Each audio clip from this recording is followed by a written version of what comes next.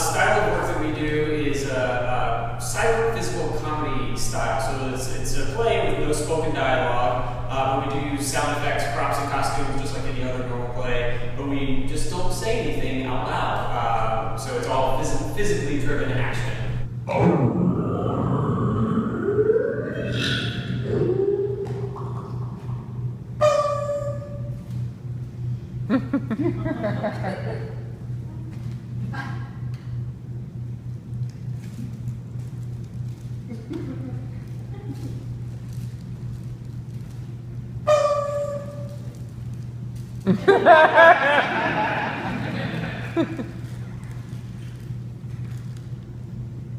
Now, in ballroom dancing, of course, we have lead and follow, and we take our cues from the way that the person's moving. Sometimes you're not even touching, and you're taking cues from each other. Can you talk about how you make that happen?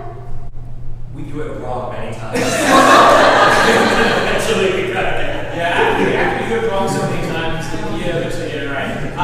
It really is kind of a thing where it's in all seriousness to that point.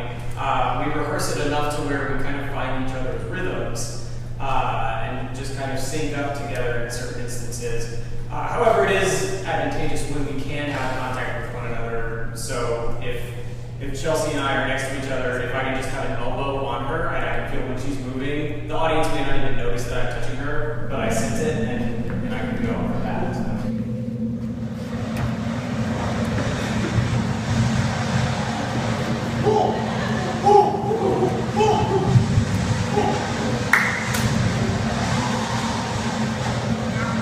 Let's use breath, so we can sort of sense and take small signals from each other.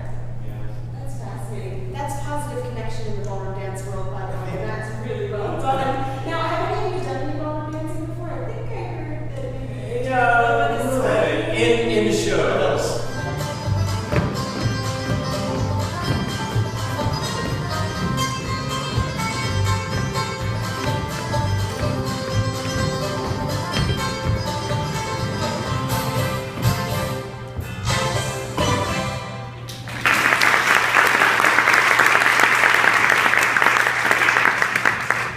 This style of work, there's a give and take of focus. So someone is always in the lead in each scene, and the fellow actors who don't necessarily have the focus need to look to them in order to follow their lead.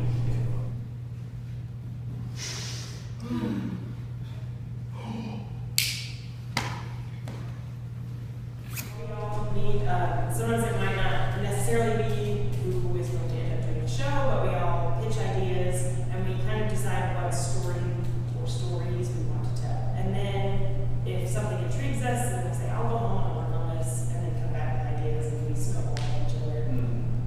And it's literally blue sky. It's throwing every idea you have. It doesn't matter when you're all together, we're just sitting around throwing ideas. It's very, very open, very positive. It's never, it's a stupid idea. You can't do that. Yeah. Sometimes, but it's always, it's kind of fun. It's usually yes. Typically, we have a subject matter first. Slay was actually the second show that we wrote from scratch, and it was originally for the Garden Theater. It reopened 7 or so years ago, whatever it was.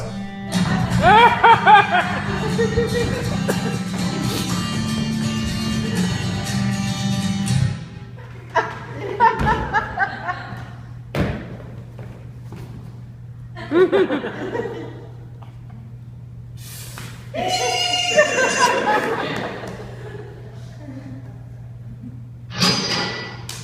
tend to come up with the goofy staging, knowing that I've got movers working with me and not necessarily dancers, and I'm not a dancer either.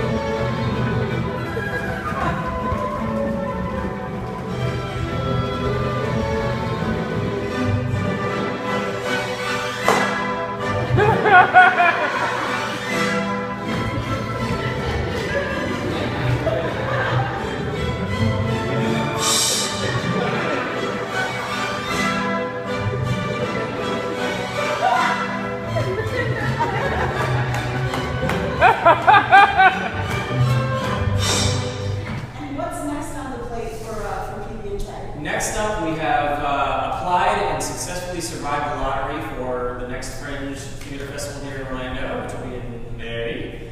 And we're going to be doing a co-production with Circus Arts, which did the show on We last year at Fringe. So we're teaming up with them to do a whole new show that will be kind of circus focused, so it'll be a lot of aerial acts and acrobatics and that sort of thing, with a little bit of PB&J peppered in along the way. So that's next up on the plate. Well, we look forward to seeing it. Thank you so much for joining us on the Ballroom Week today. This has been a wonderful time, and if you get a chance to check out PB&J at the Fringe Festival, I highly, highly recommend them. I've seen some of your other work, and it's brilliant and fantastic. So make sure that you check them out in May. And thank you so much for joining us on the Ballroom Beat.